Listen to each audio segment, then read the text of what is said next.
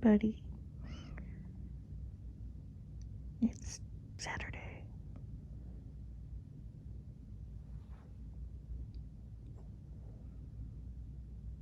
Hope you're all having a good weekend. Good morning. Today I will be doing some work on my website and probably start reading Maybe You Should Talk to Someone. That's the actual title, by the way.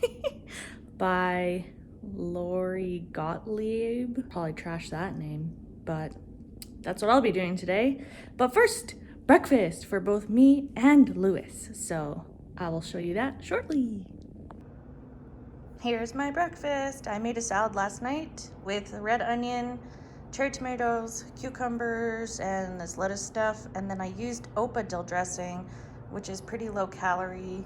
And it's only 25 calories per serving. So I added a serving of that. And then I made a little salmon sandwich.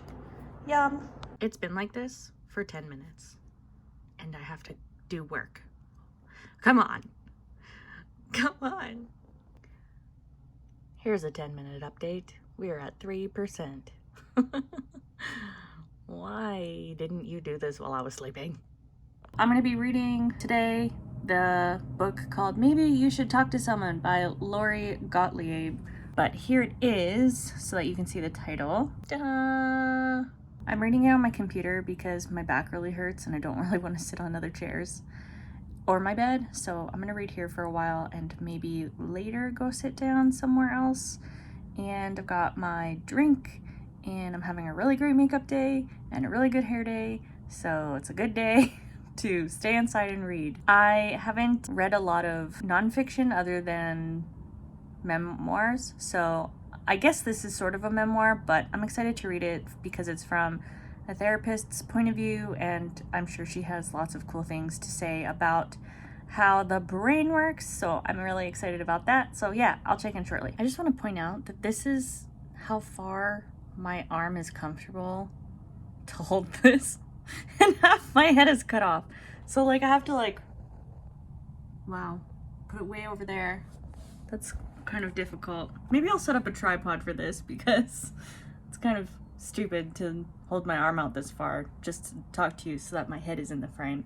I'm only a few pages in and so far I'm really enjoying it. She's super funny and clever. Like, I wrote some notes, so I'm gonna look down at them. First of all, the author went through a fantastic, great lengths in order to keep her patients' lives private, even though that they gave her permission to talk about them in the book. So I really liked that she was respectful of their privacy and what they went through. I really like that each section has chart notes and she puts her thoughts down really well. And she even states why you must be thinking, why am I saying how I feel when I'm the therapist? I should be biased and whatever like that.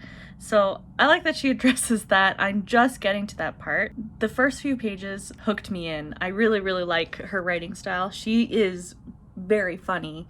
I've laughed twice now. I'm just hitting all these funny books lately. So first of all, she talks about how do you find compassion for someone who's such an arrogant jerk, and how do you set your opinion aside enough to help them? And I love that, because how do you do that if you're also judging them? How do you help treat them in a non-judgmental way in order to help them? And somehow she does it. And feels the first patient that she's treating. Oh my god, sorry. So somehow she does it and she tries to fight off a yawn, and she talks about how it took her superhuman strength not to, which was really funny. I like how she also says that everyone has a likable quality. Every single person that you meet has a quality that you like. Even a murderer that she treated, which kind of was amusing for me to read. So but I think that that's true. I think everyone has something to offer each other, even no matter how much we hate them or dislike them. They have something to offer the world, even if it's not us. They must have something good about them, and I think that that's important for us to remember. And I also like how she addresses the fact that therapists don't have to have their lives together in order to help people. And I'm sort of in a similar industry, so I like that she says that, because I definitely don't feel like I have my stuff together, but I feel like I've definitely been doing my job well and can bring people up in a really great way. So I like that she says that, because I think a lot of people don't realize that therapists even have therapists, which I think is her point of this book. I think my first impressions are she's going to go back and forth between talking about patients and then her as a patient, so I'm looking forward to that. Okay, so I set up my tripod so I wouldn't have to like reach out so far. I don't know if I've mentioned it before, but I have really short arms. They say that like your wingspan of arms is like the same as your height, and I'm 5'3", and I think my wingspan of my arms is like 5.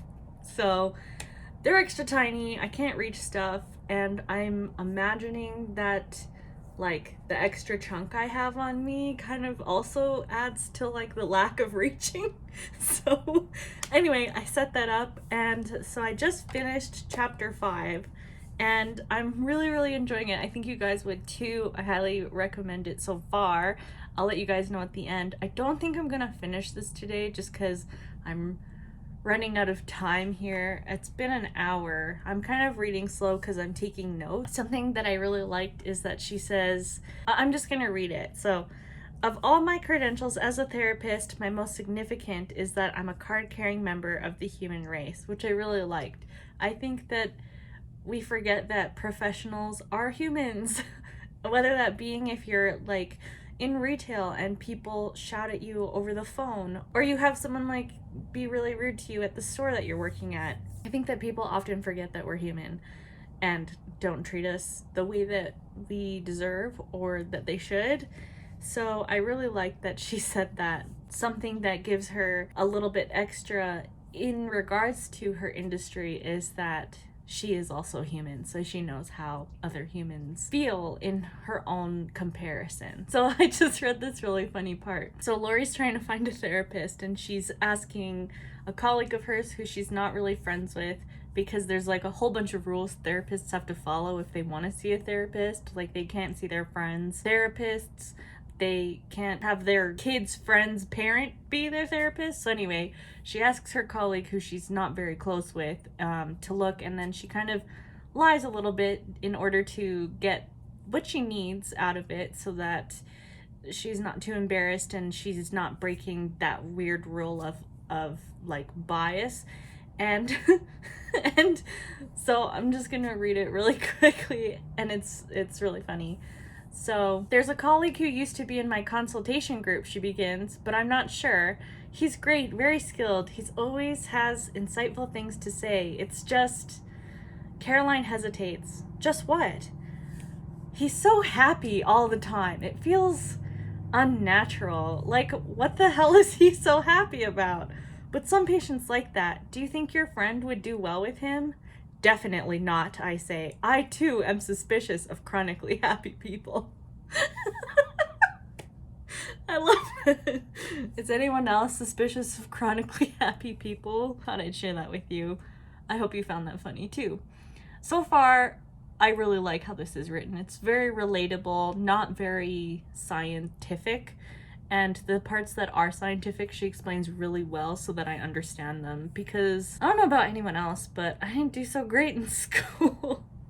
I was pretty smart, but I just couldn't grasp science and math very well. I was very bookish, as you can tell. One of the reasons why she goes to therapy in the first place is because her boyfriend of 2 years, they were engaged, leaves, and so she's dealing with this loss and grief while trying to be a therapist to other people, and finds it quite difficult. And one of her friends suggests finding a therapist. So that's where I'm at right now. I'll see how far I get. It is 4 right now. So we'll see how far I get. Once it gets dark, I'll stop reading, which seems pretty fast these days since it's the first week of December. I also thought it was funny that as a snack today, I chose watermelon, and it's like the first week of December, so it pretty much just tastes like water, because that's not in season here, so bad buy, but you know, whatever. Hey guys, so I'm all done for now. I can't focus anymore. My eyes are starting to tear up, and not because this book is sad, but because, like, oh my god, I've been staring at this for a while. I'm almost done part 1, so that's good, and I like it so far a lot.